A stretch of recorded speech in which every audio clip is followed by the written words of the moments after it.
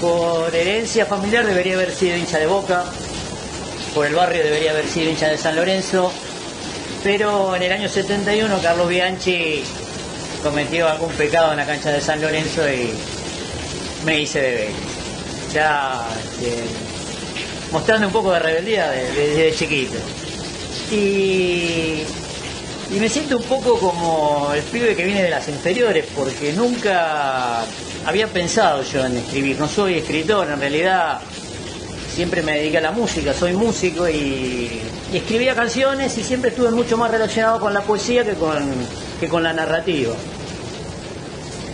Por supuesto, al estar relacionado con la poesía, a mis héroes les escribí poemas. Tenía el poema de Chilaver, tenía el poema de Bianchi, algún poema de René Houseman, que para mí fue el más grande jugador que vi. Y durante esa relación...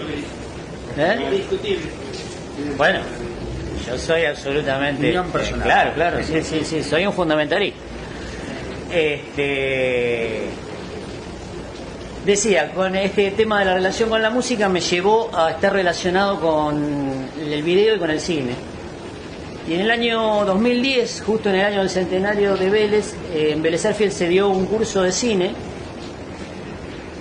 Y dentro de ese curso de cine había que todos los que hacíamos el curso teníamos que escribir un guión, y un guión elegido se iba a filmar. Bueno, escribo un cuento para el guión y bueno, se realiza la película.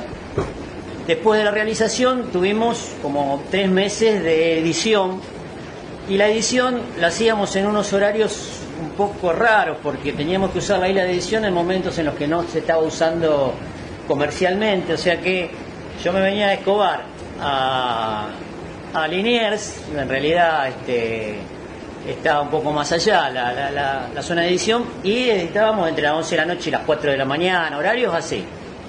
Con el editor hicimos una amistad bastante importante, porque son horas y horas de ver siempre la misma secuencia.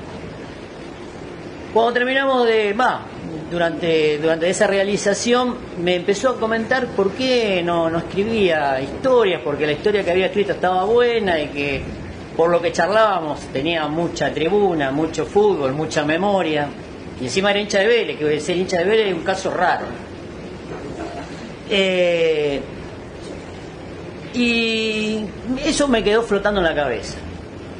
Después mi mamá tuvo un ACV y quedó un poco complicada para su movimiento, pero podía seguir leyendo. Mi mamá siempre había sido una persona muy lectora. De alguna manera la herencia de la lectura la tuve sobre todo de ella, y le había gustado bastante el cuento que había escrito para el cortometraje, que se llamaba El secuestro, en el cual 4 hinchas de Vélez secuestran a San Cayetano para que les dé un campeonato. Y después pasan un montón de cosas. Entonces empecé con esa idea que me había quedado flotando en la cabeza, empecé a escribir para ella.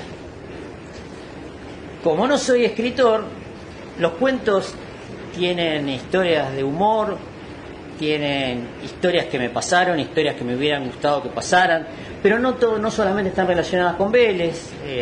Tengo algunas historias de allá, de la zona norte. Yo nunca me sentí más solo como en el 85 en la cancha de Racing viendo a Villa Dálmine, porque vine con un amigo mío que estaba decidido a seguir toda la campaña de Dálmine en Primera B, y fue a todos los lugares. Y bueno, cuando iba a jugar con Racing, bueno, vamos a verlo con Racing, nunca más lo vamos a ver a Villa Dálmine con Racing.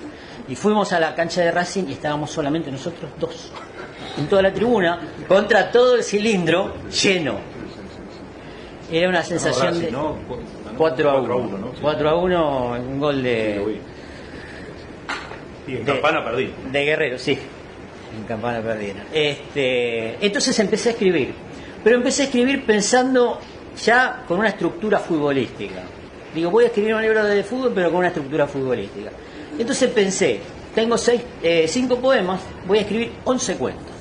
O sea, serían los 11 titulares y los 5 suplentes de aquella época. Y decidí numerarlos a los cuentos y a los poemas. Entonces El 1 es Chilaver, el 9 es Bianchi, el 7 es el poema Houseman, el 10 es un poema Maradona. Y bueno, tenía todo ese lío en la cabeza. Conozco a Rodrigo hace un par de años, yo hacía un programa de radio en Escobar, y él había visto el cortometraje y se contactó con nosotros, y bueno, un día le hicimos un reportaje, leímos un cuento que se llama Manuel y la bandera, que es un cuentazo, y un poco él también me pinchó un poco como para decir, ¿y el libro tuyo cuándo? ¿Y el libro tuyo cuándo? Y el año pasado en Escobar, un amigo mío, profesor de lengua, puso una editorial. Y ahí cerramos todo el circuito. Tenía que ser ahí.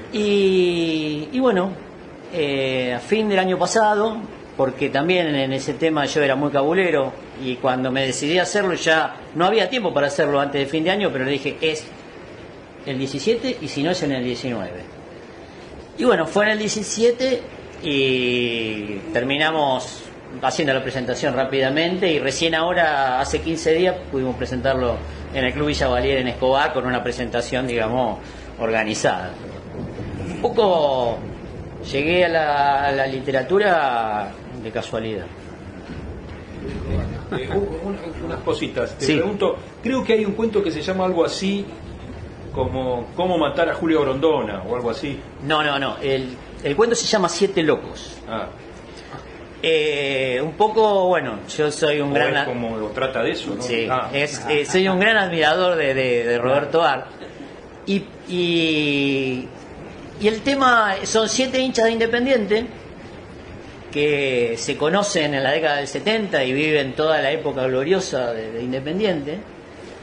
Y en el momento de decadencia de Independiente empiezan a echarle la culpa de todo a Grondona, de todos los males de Independiente a Grondona, y empiezan a darse máquina de que Grondona no es de Independiente sino que es de Arsenal. Arsenal sale campeón, Independiente está a punto de irse al descenso, y bueno, empiezan a maquinar para sacarlo del medio. Y bueno, es un cuento que... Bueno, nos hubieran preguntado a nosotros, en vez de 7 serían 7 millones. 7 millones locos. Como sido, ¿no? Y otra cosa, Sí. justamente lo que decía yo de las otras charlas, de hablar de estos jugadores tan especiales. Vos le haces un poema para empezar a José Luis Chilaver, que supongo debe ser un gran personaje y alguien ideal para tenerlo, pero en tu equipo, Sí. ¿no? Porque es alguien, obviamente, que en los otros equipos es alguien que genera Conflicto. ¿Sí? mucho odio, ¿no? ¿Cómo es, ustedes que lo ven de Vélez, cómo lo ven ustedes y cómo se ve de más cerca, dentro de lo que conozcas vos, un personaje como Chilaver, que es un personaje, indudablemente? Lo que pasa es que Chilaver hizo un antes y un después en la mentalidad del club. Vélez siempre fue un equipo simpático, pero que no tenía aspiraciones. O sea, queríamos salir campeones, pero no nos faltaba esa vuelta de rosca, porque íbamos a la cancha de River. Vélez gana por primera vez en la cancha de River en 1970. Desde el principio del profesionalismo hasta ganar por primera vez en la cancha de River pasaron 40 años o 39 años. Y ahí había una cuestión de mentalidad, porque uno va a hacer un buen papel. Con Chilaver se acabó el buen papel. Chilaver le cambió la mentalidad al club, al hincha, a los jugadores. Tipo ganador. Claro, pero nos convenció que es posible. Y a lo demás, la visión de ver. Claro. Una cosita. Sí. Que lo sufríamos nosotros cuando estaba en San Lorenzo. A nosotros nos sacó de una Claro, Copa Libertadores. Claro, por eso también, ¿no? No, lo que te iba a decir es que yo a Chilaver lo conocí en el club, y cuando se fue al Zaragoza, le dije, mirá, yo tengo muchos más años que vos, seguramente. Antes que vos nacieras, yo la iba a ver a San Lorenzo. Yo en San Lorenzo nunca vi un arquero como vos, le dije, y se sorprendió. Hizo que estaba, digamos, despegando. Y me acuerdo que un partido San Lorenzo jugó en la cancha de Banfield, perdió 2-0 y empató 2-2 cuando faltaban los 2 minutos. Y cuando iban 2-1, a los 43 minutos le dieron un tiro libre a San Lorenzo y lo fue a patear él. Y resulta que no lo dejaron patear, y pateó otro, no sé cuál. Y yo le dije a Chilaver, no sé, que ese día en el gráfico, que lo había escrito Vélez, después fue ministro, dijo, y Carlos Vélez, Sí, dijo, el paraguayo irrespetuoso y demagogo y de todo. Ahora, pasaron 10 años, vos pateás un tiro libre en Vélez y resulta que sos ganador, que sos un tipo y para hacer lo mismo, porque en realidad es lo mismo. Pero para patear ese primer tiro libre también hubo una historia con Trota.